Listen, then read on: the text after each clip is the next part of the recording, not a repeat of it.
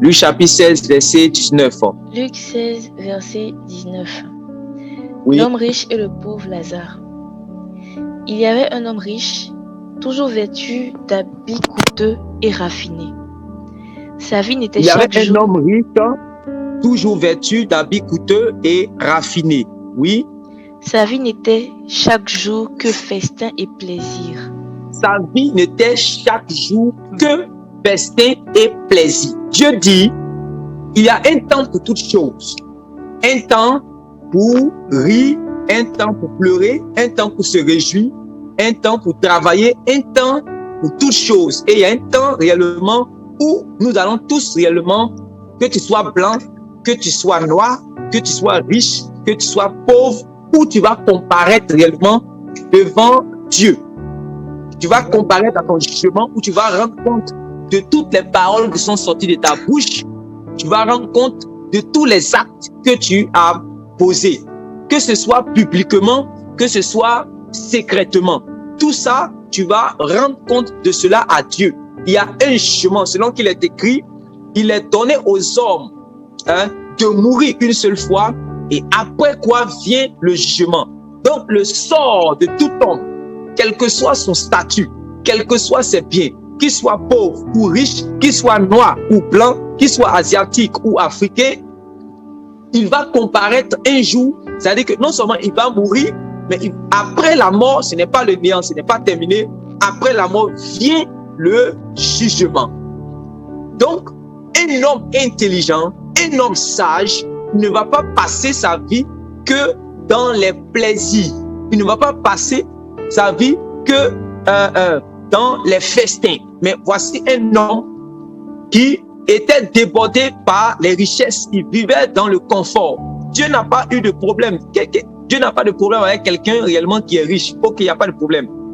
Si tu es riche, Dieu n'a pas de problème avec toi. Si tu es pauvre, Dieu n'a pas de problème avec toi aussi.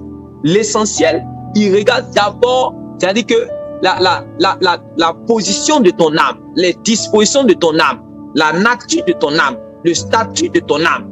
Voilà ce qui est important aux yeux de Dieu, parce qu'un jour, tu dois comparaître au devant de lui. Si tu as passé ton temps à mener joyeuse et brillante vie chaque jour, sans te soucier qu'un jour tu vas comparaître devant ce Dieu qui est lumière, en qui il n'y a point de traces de ténèbres, tu vas venir, tu vas lui rendre compte. Il faut savoir cela dans ta vie. Un homme intelligent. Le psaume 49 parle de cela. Le psaume 49 parle de cela. Je veux qu'on parte pour aller lire le psaume 49 et qu'on revienne ici. Psaume 49 et qu'on revienne ici. Psaume chapitre 49. Psaume chapitre 49. Il faut que nous soyons des hommes intelligents. À partir de quel verset? À partir du verset...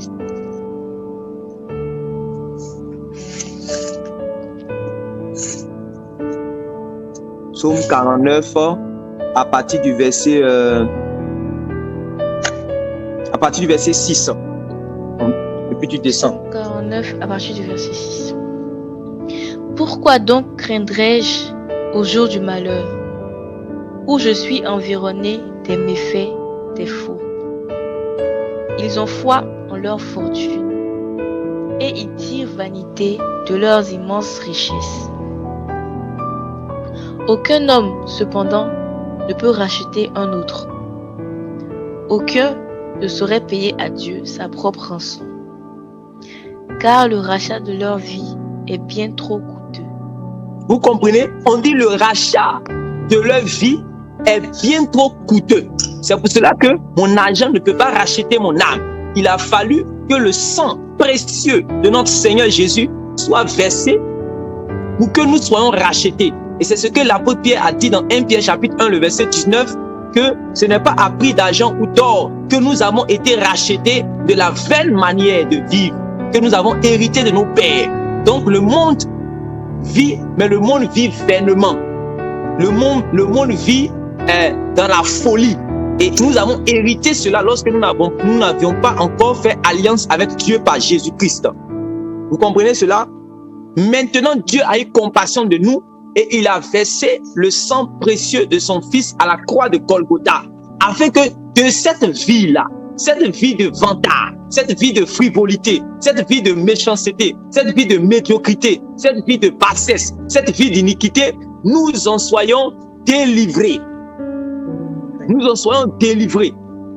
Donc, le Seigneur Jésus a versé son sang. Et le sang de Jésus est précieux. Il est tellement précieux que si ça finit de faire le travail dans ma vie, je n'ai pas le droit de retourner encore dans la bouberie. Je n'ai plus le droit de retourner dans la boue, de retourner dans la bassesse, de retourner dans l'iniquité, de retourner dans le péché. Vous me comprenez? Parce que le sang de Jésus est précieux. Est-ce que vous comprenez cela? Le sang de Jésus est précieux. Si vous lisez dans Hébreux, vous allez voir que tous ceux qui essaient par leur manière de vivre de crucifier le Seigneur une deuxième fois, on dit non, vous ne pouvez pas crucifier le Seigneur Jésus une deuxième fois. L'homme là, il a trop souffert. Il a été flagellé. C'est-à-dire qu'on a arraché sa barbe. Ils ont craché sur lui. On l'a chicoté plusieurs fois. On l'a cloué à la croix. Vous comprenez? Il a souffert. On parle même dans les évangiles, on parle que il a souffert. Donc le Seigneur a souffert. Le Seigneur a souffert. Mais il a souffert pour notre délivrance, pour que nos âmes soient rachetées. C'est-à-dire que enlevées dans la main du diable, enlevées dans la main du péché. Donc ça veut dire que je ne suis plus redevable au péché. Il m'a enlevé dans la main de la frivolité, de la joie du monde. De la joie du monde. C'est-à-dire que la joie que le monde procure. Parce que dans la Bible, il y a la joie du Saint-Esprit et puis il y a la joie du monde. La joie que le monde procure, là, le Seigneur Jésus m'a délivré de cela. Au point où je commence à haïr le monde. Tout chrétien qui ne déteste pas le monde, quand je parle du monde, je parle du système de pensée, la manière de faire du monde. Un chrétien qui ne déteste pas le monde, il ne peut pas entrer dans le royaume de Dieu. C'est un adultère, selon l'apôtre Jacques. Un adultère. C'est-à-dire qu'il a dit oui à Jésus, mais il aime encore le monde. C'est un adultère, selon l'apôtre Jacques. Continue la lecture. Il leur faut tout. Il leur faut à tout jamais en abandonner l'idée. Vivront-ils toujours? Éviteront-ils la fosse? Vivront-ils toujours? Éviteront-ils la fosse? Donc un homme normal, il sait qu'un jour, il doit mourir. Ouais, le sort de tout homme, c'est de mourir. Donc, puisque tu sais que tu vas mourir, comme l'Ecclésiaste dit, il dit, c'est vrai, jeune homme, régis-toi pendant les jours de ta jeunesse. Faut te faire plaisir. Mais sache qu'un jour, tu vas comparaître devant Dieu. Tu vas être jugé. Mais ce qui va t'emmener dans le jugement, c'est la mort. Donc, la chose que tu dois préparer dans ta vie, c'est ta mort. Que tu sois païen ou chrétien, tu dois préparer ta mort. Mais bien aimé, préparons notre mort. Oui, continue. On voit bien mourir le sage, et le sot et l'insensé vont périr également.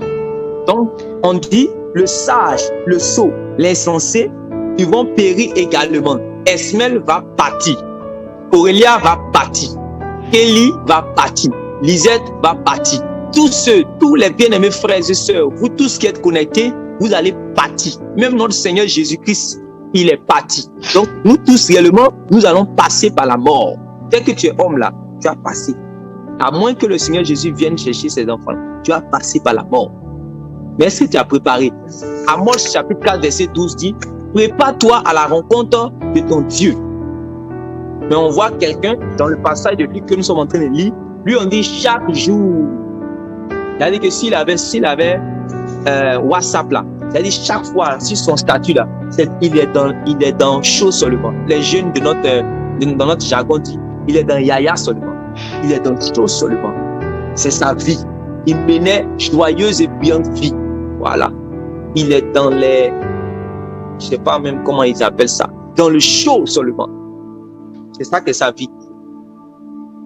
Et quand il est dans le chaud, il oublie que un jour, c'est-à-dire qu'il ne sait même pas que même dans le chaud, là, même là, le Seigneur peut l'enlever. Il peut retirer son souffle et puis en même temps il est en face réellement du jugement. Or, si tu es passé, tu as traversé la mort, c'est fini, la carotte est déjà cuite. On ne peut plus retourner en arrière. La parole de Dieu dit dans le livre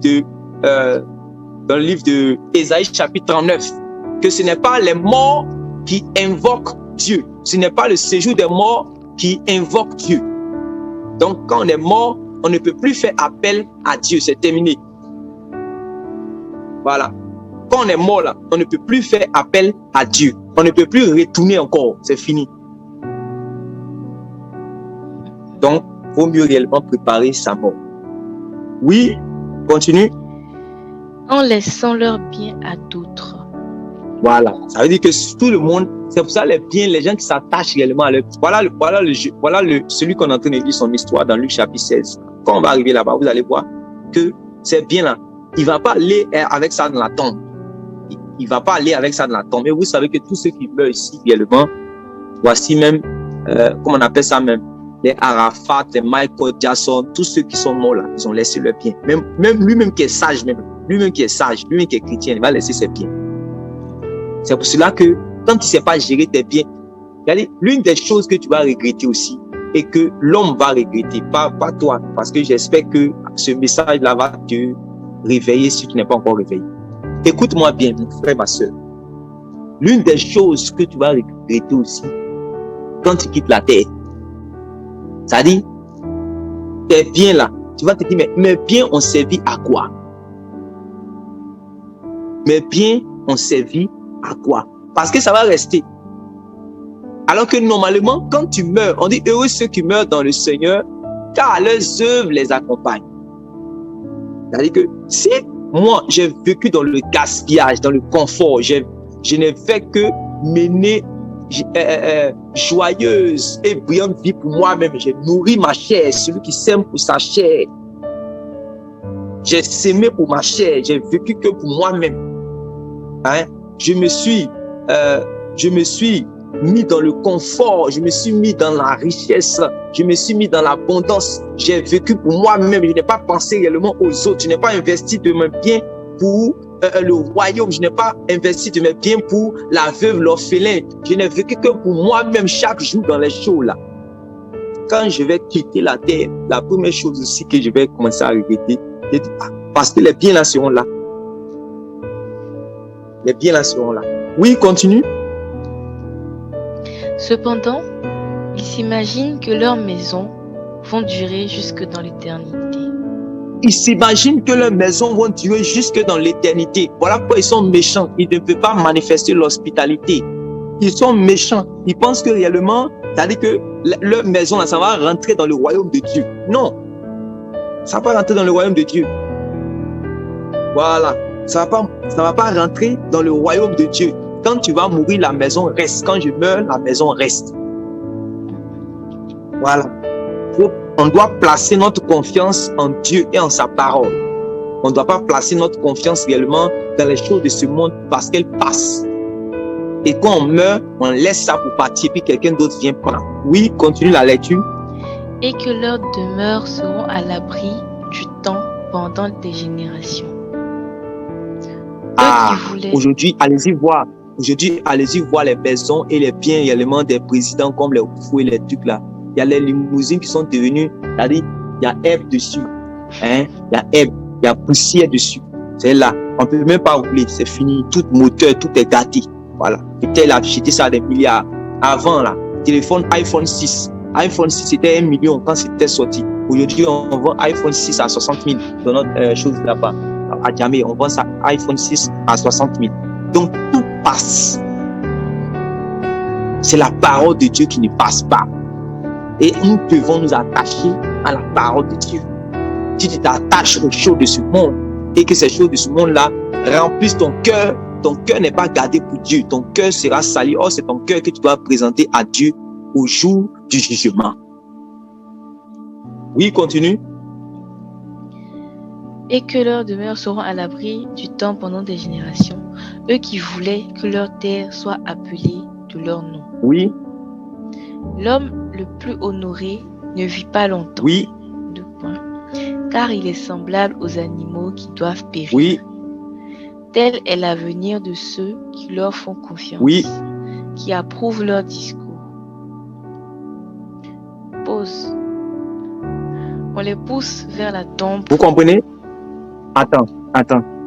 Il dit, l'homme le plus honoré ne vit pas longtemps. Pourquoi il dit l'homme le plus honoré? C'est-à-dire, aujourd'hui là, si on veut être honnête dans le monde là, le monde respecte, le monde honore celui qui est dans le confort, comme on dit, celui qui a l'argent. Et c'est pour cela il est en train de parler d'ici de l'homme le plus honoré. Quand tu es riche, tu es respecté dans ta famille. Quand tu as l'argent, quand tu es nanti, quand tu es bien placé réellement dans ton quartier, on te respecte. On ne t'appelle pas jeune homme. Non, même si tu as 17 ans, on t'appelle monsieur, on t'appelle vieux père, on t'appelle grand frère, on t'appelle le père. Parce que réellement, tu as les moyens. Mais il dit, l'homme le plus honoré ne vit pas longtemps. C'est-à-dire que l'homme le plus honoré ne vit pas longtemps. C'est-à-dire que tu ne vas pas traverser les âges. Tu vas pas vivre éternellement. Même si tu es honoré réellement un jour, tu vas mourir. Il dit, car il est semblable aux animaux qui doivent périr. Parce que les animaux vont périr, donc toi aussi tu vas périr. Donc moi aussi je vais mourir. Nous tous, on va passer par la mort. Mais Jésus a dit quelque chose. Dans Matthieu chapitre 16, il a dit, tu es pierre, sur cette pierre je bâtirai mon église et les portes du séjour des morts ne pourront point contre elle. Dans d'autres versions, on dit, contre laquelle même la mort ne pourra rien. Un véritable enfant de Dieu, vu qu'il s'est préparé réellement pour la mort, il n'a pas peur de la mort. La prédication, on parle de la mort comme ça, là, ça ne le ferait pas.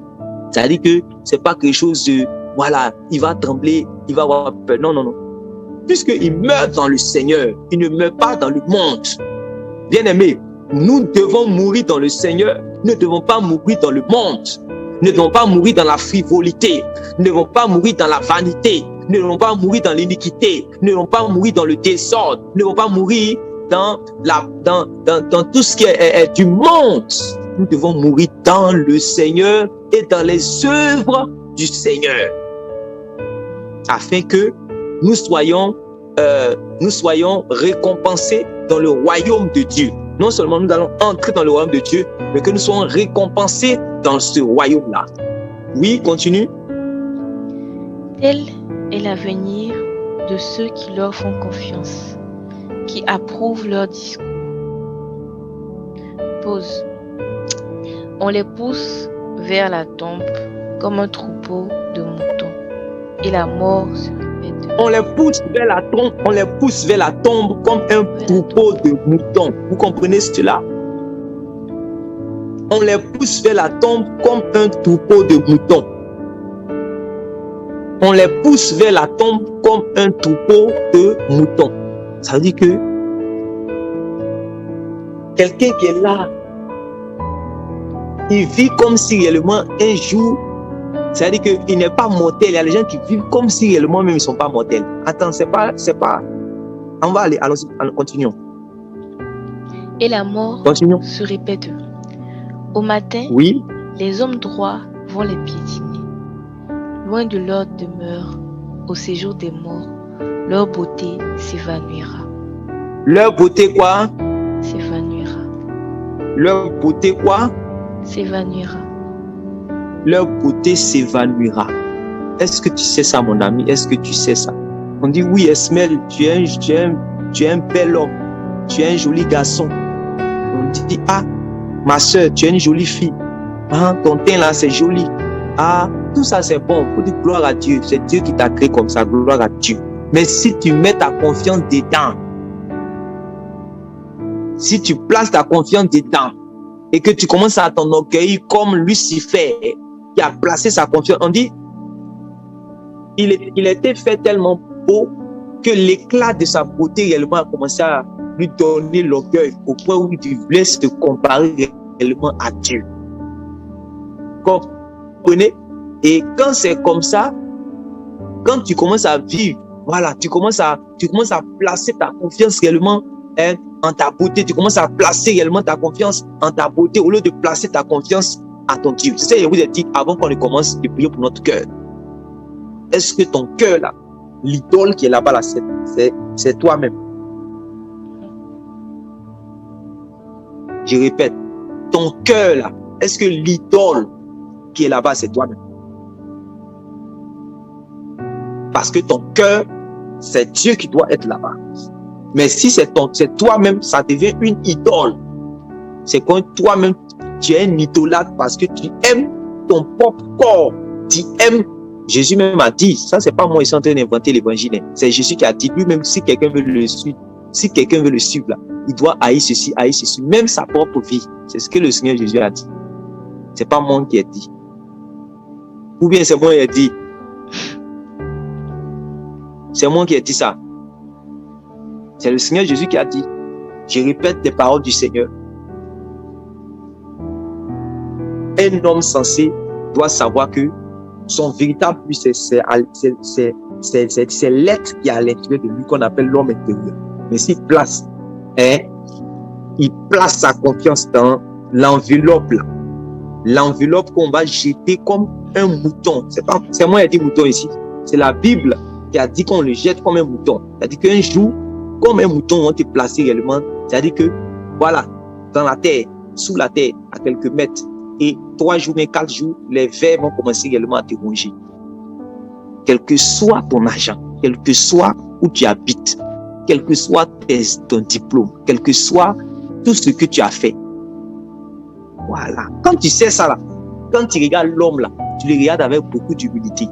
Parce que toi aussi, tu n'es rien. Voilà. Tu sais seulement que c'est le sang qui coule dedans et ce sang là même là, tout ça, ça va partir. Et que c'est âme qui est à l'intérieur de toi. Lui aussi, la l'âme à l'intérieur de lui. Il n'y a pas de différence entre vous. Oui, continue.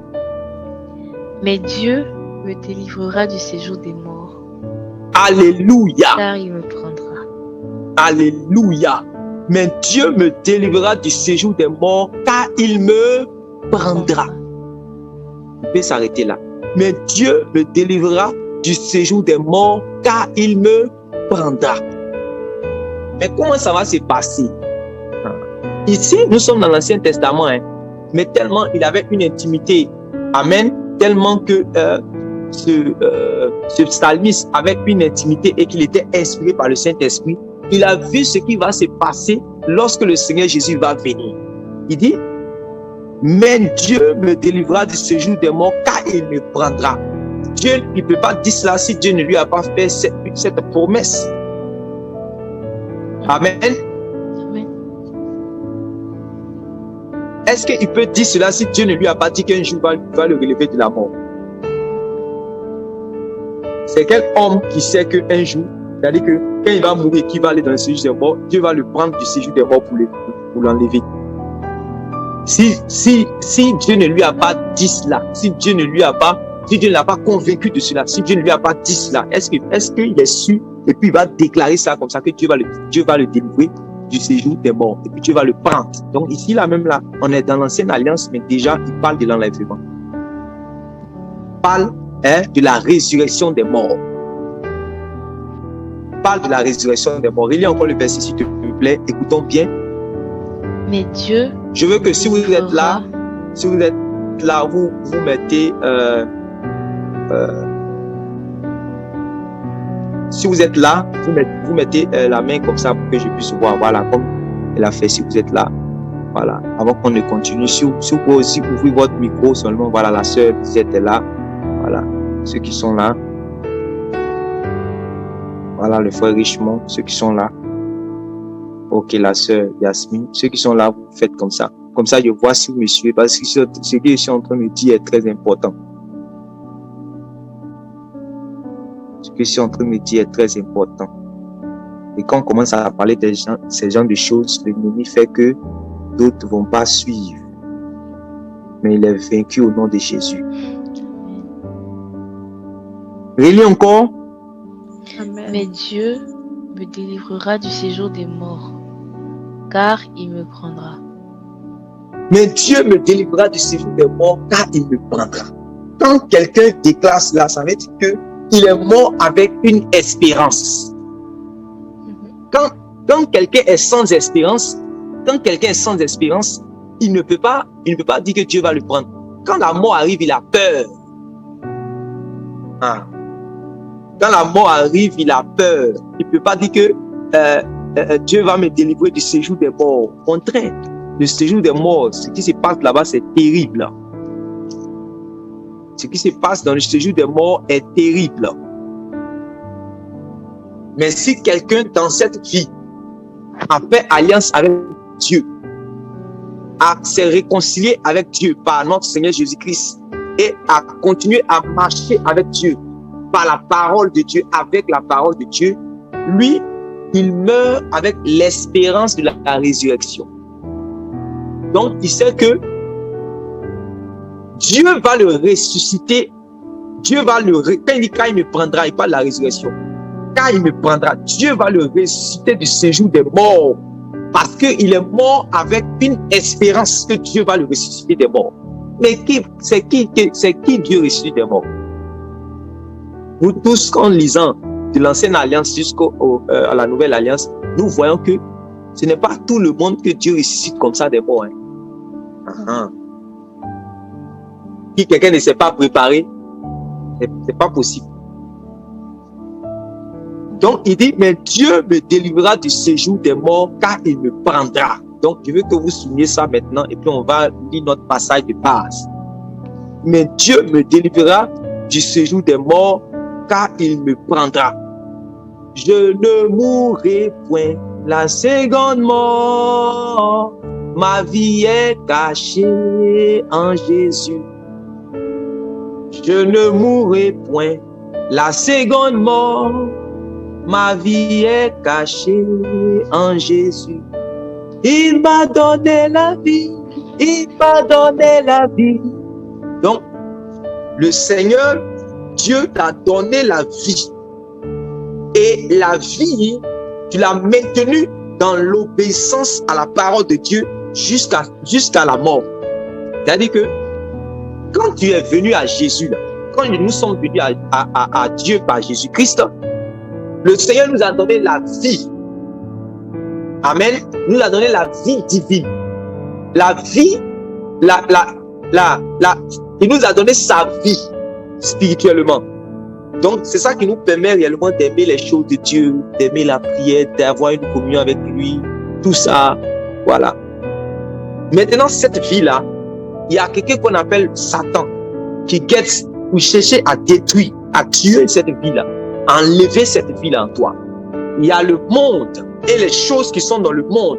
L'apôtre Pierre a dit ces choses-là font la guerre à l'âme. C'est dans ton âme-là que la vie se trouve. C'est dans ton âme-là que ce qu'on appelle les arts de l'esprit, ce qu'on appelle la sémence de l'esprit, ce qu'on appelle l'avant-goût de l'esprit, ce qu'on appelle les prémices de l'esprit se trouve à l'intérieur de ton âme. On appelle cela aussi dans les évangiles le dépôt. Ce dépôt-là se garde dans l'obéissance à la parole de Dieu. Selon qu'il est écrit, Père, garde-les par ta parole est la vérité. Donc quand tu obéis à la parole de Dieu, après avoir cru, quand tu obéis à la parole de Dieu, après avoir cru, tu gardes le dépôt. Paul a dit à Timothée, garde le dépôt. Paul a dit à Timothée, garde le dépôt. Le Seigneur Jésus a dit à l'église, retiens fermement ce que tu as, afin que personne ne prenne ta couronne. Qu'est-ce que tu as? Tu as ce que tu as reçu de Dieu. Et ce que tu as reçu de Dieu, c'est la vie qui est en toi. Mais bien-aimés frères et sœurs, que chacun de nous prenne garde également de ce que la lumière qui est en lui ne devienne ténèbres. Jésus n'a-t-il pas dit cela? La lumière qui est en lui là peut devenir un jour ténèbres. Pourquoi? Parce qu'il se laisse salir par les choses de ce monde. Pourquoi? Parce qu'il se laisse assoupir par les choses de ce monde. Pourquoi? Parce qu'il se laisse distraire par les choses de ce monde. Pourquoi? Parce qu'il se laisse emporter et vaincre par le monde. Et un homme dans cette condition, comment est-ce que réellement, dans quelle posture, dans quelle position il va comparaître devant le Dieu saint, le Dieu, le Père des lumières? Est-ce qu'il va te prendre? Est-ce que Dieu va te prendre? Est-ce que Dieu va me prendre? Tu vas lever la main avec moi là où tu es. Tu vas dire, oh Dieu. Tu vas prier avec moi, que même si ton micro est fermé, c'est pas grave. Voilà. Tu vas dire, oh Dieu, souviens-toi de moi. Souviens-toi de moi. Donne-moi l'intelligence pendant mon séjour terrestre. Oh Dieu, au nom de Jésus, donne-moi l'intelligence pendant mon séjour terrestre. Que dans ce séjour terrestre, je vive comme un sage. Que je vive comme un sage. Que je vive comme un sage. Que je prépare ma mort.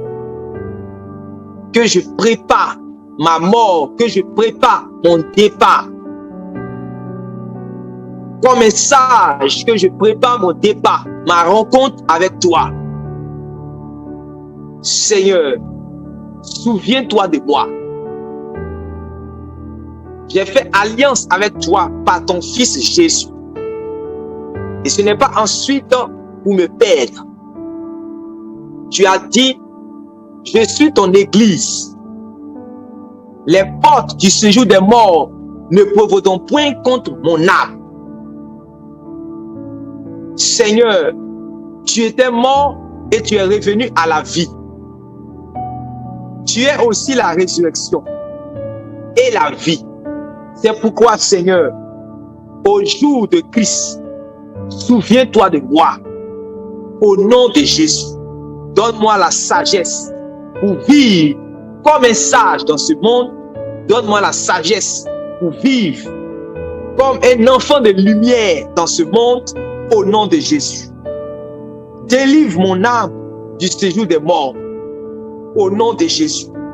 Prends-moi au jour de Christ, oh Dieu. Prends-moi au jour de Christ, oh Dieu. Au nom de Jésus.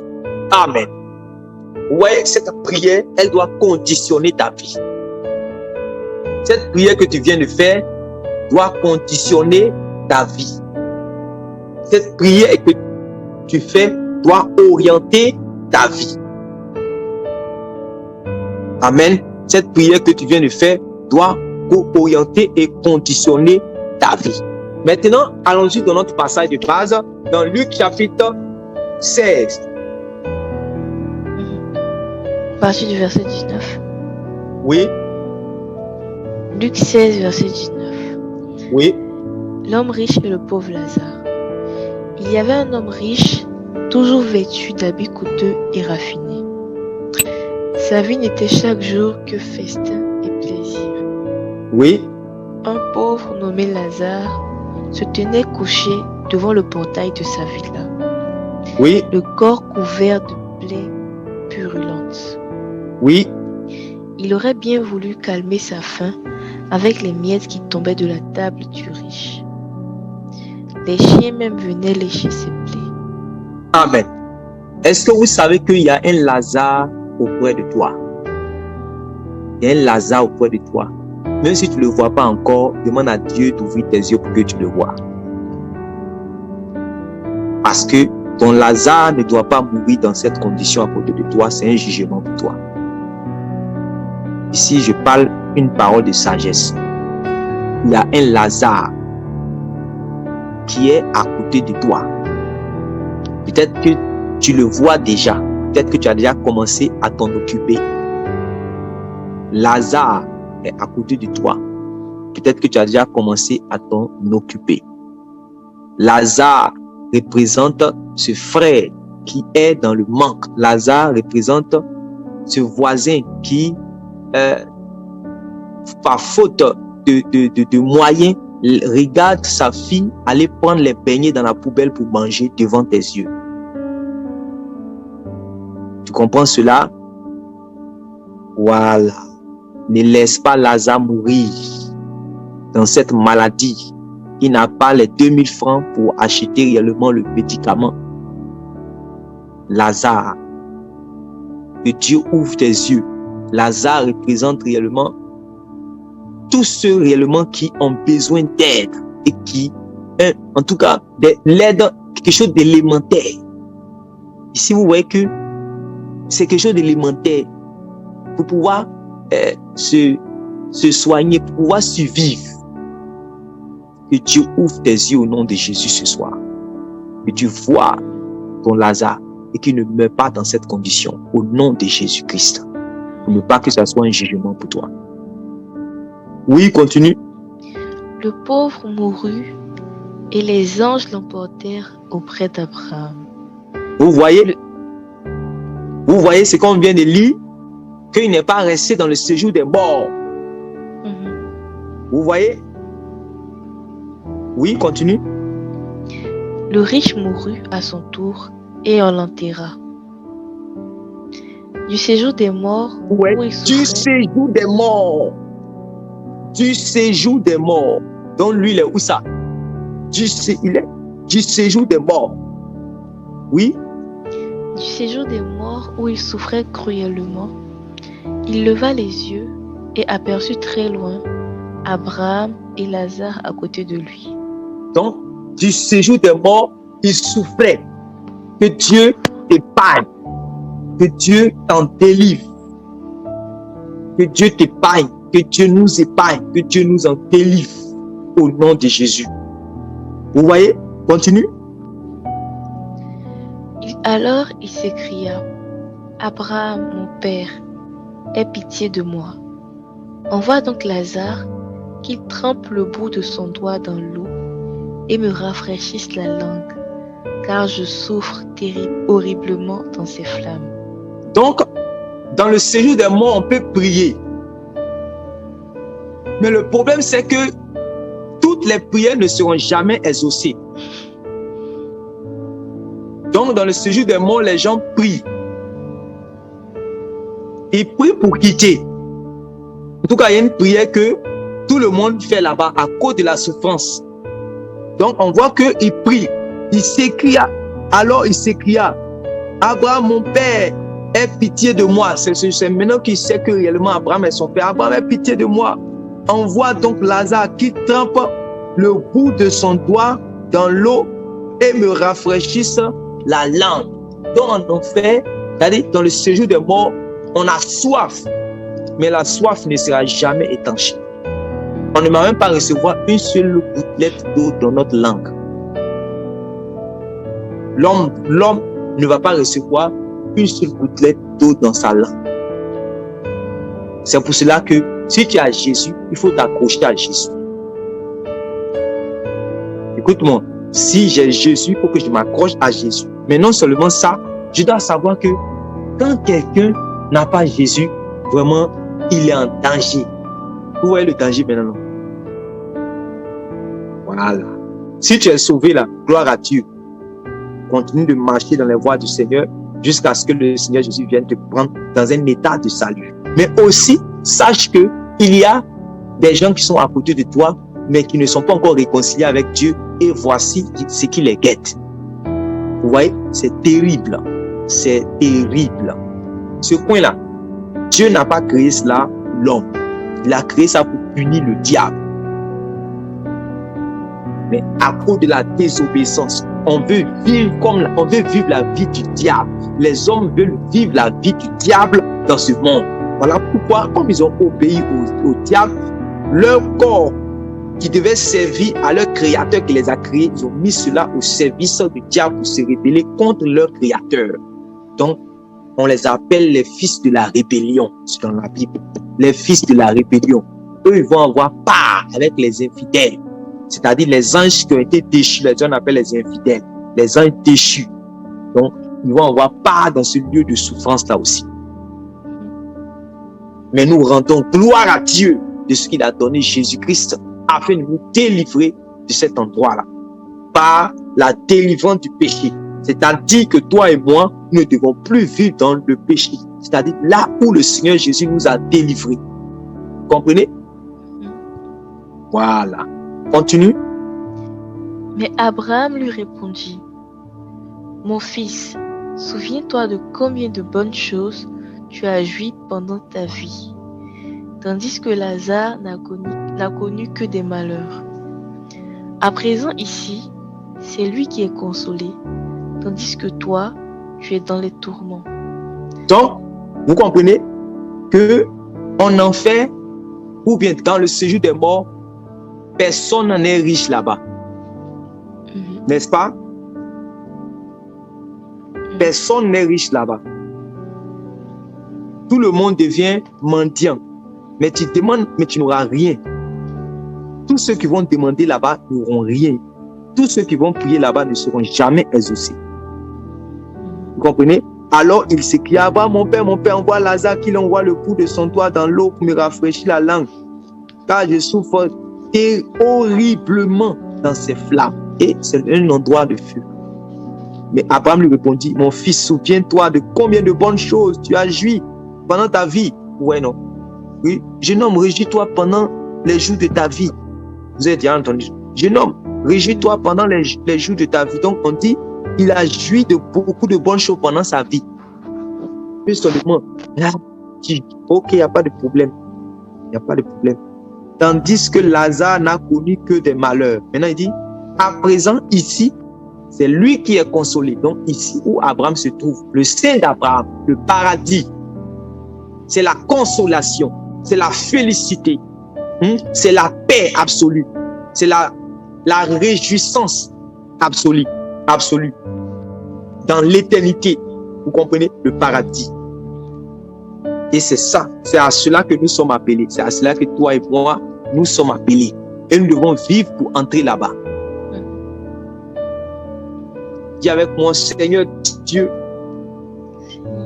je ne mourrai pas. Je vivrai grâce à toi. Et je rentrerai dans le paradis au nom de Jésus. Que pour rien au monde, je ne perde mon âme.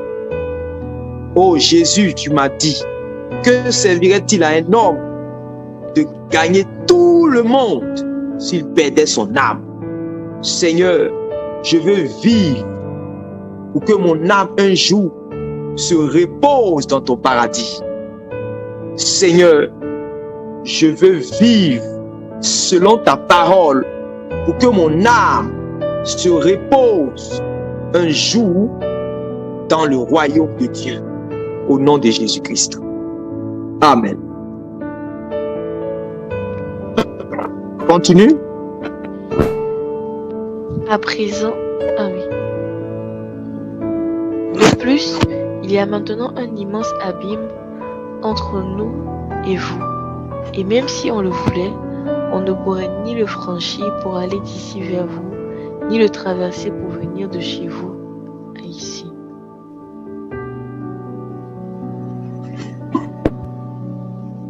Donc, ça veut dire que tous ceux réellement qui vont entrer dans le royaume, qui vont entrer dans le sein d'Abraham, ne pourront plus partir en enfer, dans le séjour des morts.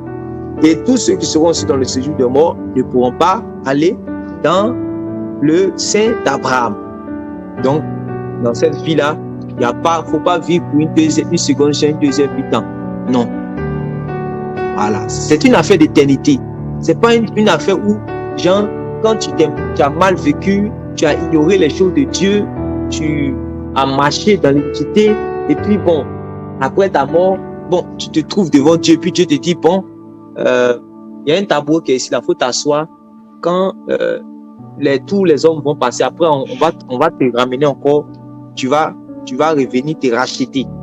Ou bien c'est un concours, quand tu n'as pas eu la moyenne dans tel, on va te repêcher. Il y a pas ça, hein. Voilà. On va pas repêcher quelqu'un. On va pas repêcher quelqu'un. Oui. Dans ce cas, dit alors le riche, je t'en conjure, Père, envoie au moins Lazare dans la maison de mon père, car j'ai 5 frères, qu'ils les avertissent pour qu'ils n'aboutissent pas eux aussi dans ce lieu de tourment. Donc tous ceux qui sont réellement là-bas, ils prient, ils intercèdent, mais c'est une intercession vaine. Eux tous, en fait, ils ont goûté, c'est-à-dire, ils ont vu les tourments que les hommes n'ont pas encore vus. Oh. Tout à l'heure, j'avais partagé sur mon statut un prédicateur, un doyen qui était en train de prêcher. Et puis il a vécu une expérience dans une vision, pas en réalité, mais dans une vision où le Seigneur l'a fait voir les tourments. Et puis, en fait, il conduit par la grâce de Dieu un grand peuple, mais ce peuple-là, en fait, ne comprend pas les réalités de l'au-delà, les réalités de l'éternité. C'est pour ça qu'ils jouent avec leur vie. Tu leur parles, tu leur donnes les enseignements. Ils s'amusent, c'est-à-dire, ils pensent que nous sommes dans une affaire d'amusement, alors qu'on s'en va au ciel. Il y a deux coins, soit tu rentres au ciel, soit réellement tu rentres dans les tourments. Il n'y a pas de purgatoire. Il n'y a pas un endroit où on va aller là-bas d'abord. Tu vas brûler un peu, jusqu'à tu vas rentrer. Dieu va avoir pitié de toi, et puis tu vas rentrer réellement après dans son royaume. C'est pas possible. C'est pas le feu là qui enlève l'iniquité dans l'âme. C'est le sang de Jésus et puis la parole de Jésus. C'est ça qui enlève l'iniquité dans l'âme. Or, là-bas, il n'y a pas sang de Jésus, il n'y a pas la parole de Dieu, il n'y a pas prédicateur là-bas. Donc, lui maintenant, qu'on appelle ça, il appelle ses frères et il demande à Abraham qu'on appelle réellement les frères. Pour relire le texte encore. Dans ce cas, dis alors le riche. Dis alors le riche. Je t'en conjure, Père. Oui. Envoie au moins Lazare dans la maison de mon père. Envoie au moins Lazare dans la maison de mon père. Car j'ai 5 frères. Qu'ils les avertissent. Oui. Pour qu'ils n'aboutissent pas, eux aussi, dans ce lieu de tourment. Comment il sait que ses frères sont prédestinés à entrer là-bas? Prédestiné veut dire destiné d'avance. Je vous pose maintenant la question. Comment lui sait? Il est dans le celui des morts. Mais il est sûr que ses 5 frères vont aboutir. Ils vont aboutir. Ça veut dire qu'ils vont descendre là-bas, assurément. Comment lui qui est là-bas, il n'est pas prophète. Mais il sait que ils vont descendre là-bas forcés. Je vous pose maintenant la question.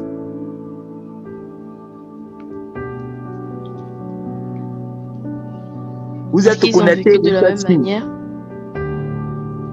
Vous êtes connectés, vous faites si. C'est parce qu'ils savent qu'ils ont vécu pareil. Oui, il y a la sœur Aurélia qui a conduit, à la sœur aussi peut-être, vas-y. Je dis peut-être parce qu'il sait qu'ils vivent de la même manière que lui il a vécu. D'accord. Oui, il y a la sœur Lisette aussi qui a levé, si elle veut dire quelque chose. Si elle veut essayer de répondre aussi.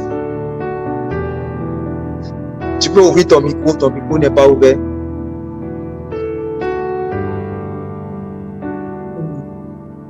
Pas vraiment, je vais chercher. Ah, t'es en train de chercher, d'accord. Parce que l'homme riche sait que ses frères ne marchent pas sur le chemin du Seigneur. Ok. Voilà, il dit, l'autre aussi dit, parce que les frères ne marchent pas dans le chemin du chemin. Il y a le frère Chris, le serviteur Chris Joël Arondio, qui a levé aussi son bras s'il veut répondre aussi. Oui, parce que il sait que ses frères marchent de la même manière que lui. De la même manière que lui, il a marché. Ses frères sont entrés aussi sur la terre de marcher de la même manière dans l'orgueil, la méchanceté, le mépris des pauvres que son frère avait. Il voit que c'est la même chose, et que lui il avait, c'est la même chose que ses frères sont en train de vivre parce que bon, ils étaient tous riches, je peux le dire ainsi. Voilà, donc il est sûr que de la même manière, il est venu ici, ils vont venir aussi là-bas. Donc vous voyez.